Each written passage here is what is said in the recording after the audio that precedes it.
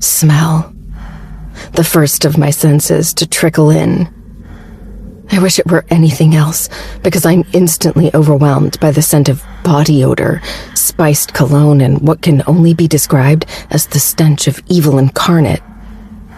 And then my sixth sense seeps in, whispering notes of warning and urgency. I'm in danger. Those notes turn into a song full of screeching and loud noises, filling my body with heart-wrenching panic. Adrenaline spikes, and just barely do I have enough sense to remain as quiet as possible.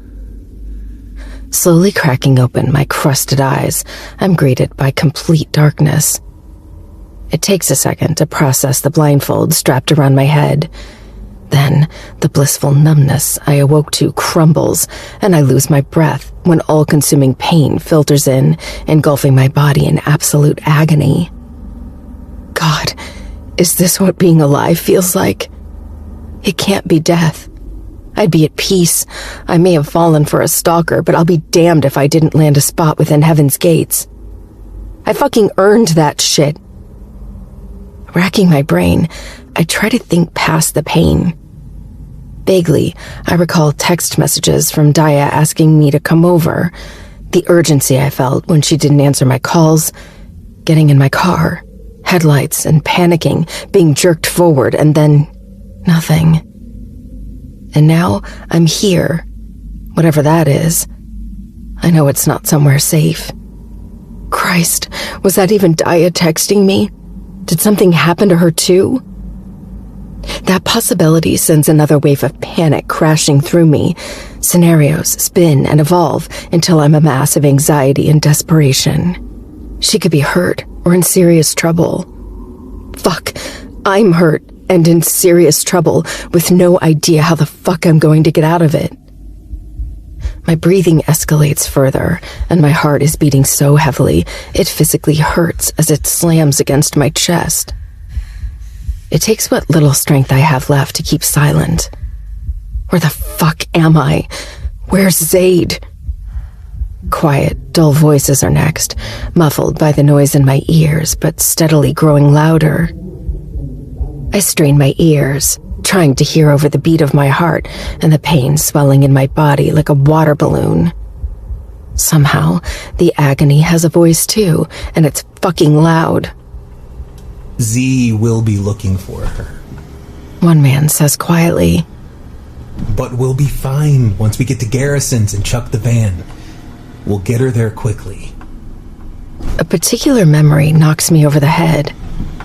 Flashes of being dragged out of my car and the residual pain of glass and metal biting through my skin.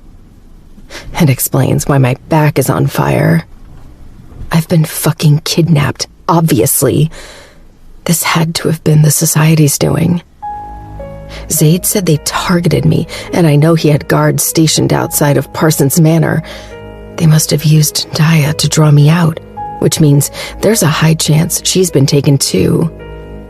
Fuck, I'm an idiot. I didn't even stop to consider it could be a trap when Daya didn't answer the phone. I was so intent on getting to her in case she was hurt or in trouble, it wasn't even a consideration to call Zade. Not only could it have saved me, but it could have saved Daya too. I squeeze my eyes shut as a sob crawls up my throat. A tear slips through my lashes, and my chest shakes with exertion, trying not to break down. This was my own damn fault. Zade warned me countless times they were after me, and the first trap they set, I walked right into. You're such an idiot, Addie. Such a fucking idiot. You actually think we'll be able to hide her from him? It's fucking Z, man.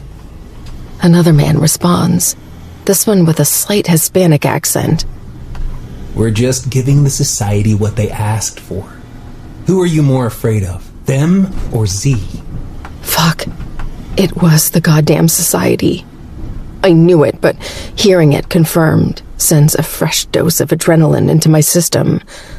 I don't know why I got tossed into this shit, but they need to take me out of this fucked up salad of depravity.